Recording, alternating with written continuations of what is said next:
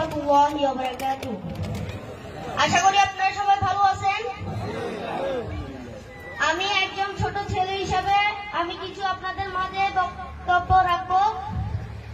আমরা বিগত 16 থেকে 17 বছর ছাত্রলীগ এর অত্যাচারে আমরা থাকতে পারিনি।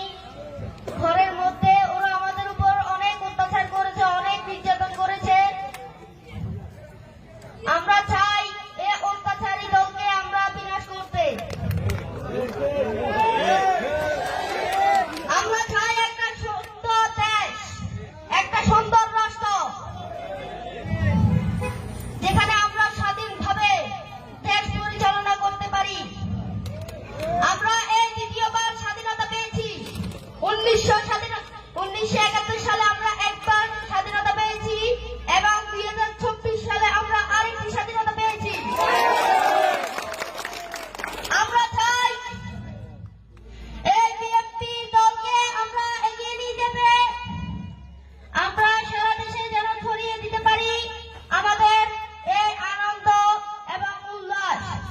আমরা চাই প্রতিটি ঘরে ঘরে একটি সুন্দর মানুষ, একজন ভালো মানুষের সৃষ্টি হোক।